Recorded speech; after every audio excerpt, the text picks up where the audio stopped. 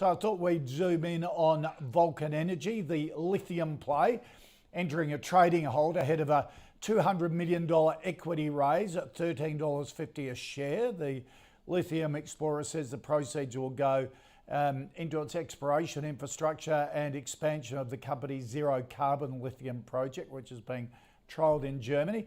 The move fits into the company's broader plan to become the world's first zero carbon lithium company, with phase one production rolling out in 2024.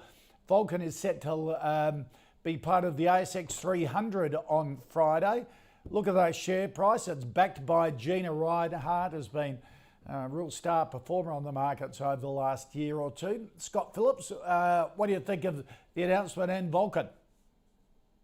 Koshi, I am not a fan, can I say? And this is not a question of Vulcan specifically. It's a question of lithium in general. This is a $1.8 billion company, still hasn't turned a buck. Now, I'm not allergic to loss-making companies. I've owned Amazon for years, and they've been barely profitable for most of that time. So I know what it's like to own a business not making any cash. The problem is investors are assuming that the volumes are deliverable. They're assuming the volumes are commercializable. That's now a word. And they're also assuming the lithium price stays high enough for everyone to make a buck, even after these capital raisings. I did some numbers. Vulcan, 3 years ago had 31 million shares outstanding. 2 years ago, 67 million shares.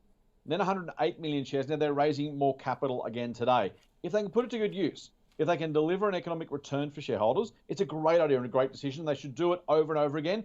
Frankly, if you're going to raise capital, you want to do it at a high price, and a stock that's up, as we saw on that chart, 1,600%. Now it's probably a very good time to raise some capital rather than half this price or a tenth or 1/16th of the price as it was back in the day. So I don't blame them if they genuinely think they have a business to run, they genuinely think there's opportunity there, and investors are going with their eyes open, then this is not necessarily the world's worst thing.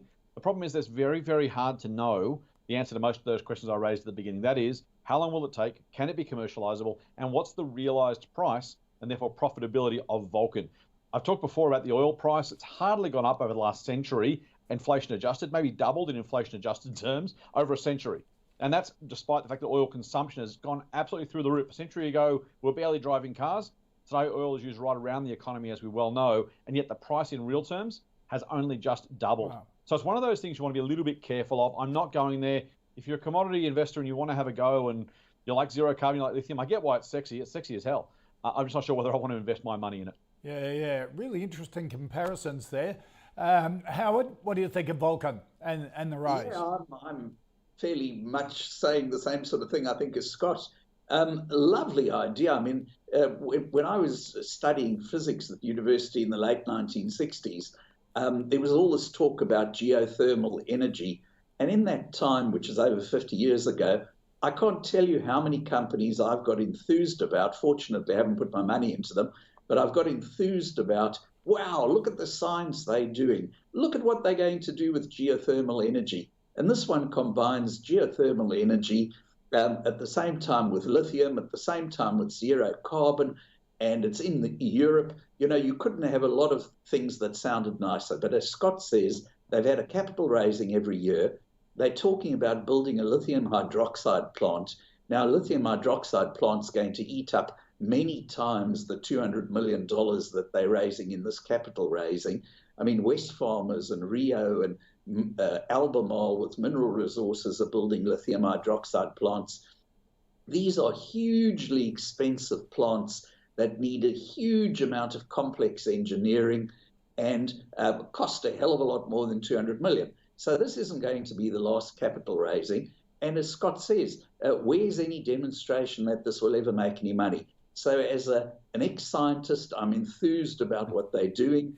As an investor, and I'm sure all our Teaminvest members would have exactly the same point, we'd look at the figures for it over the last 4 years, increasing losses every year, and we'd shudder and say, great idea, hope they succeed. No thanks, don't want to put my money into it. Yep.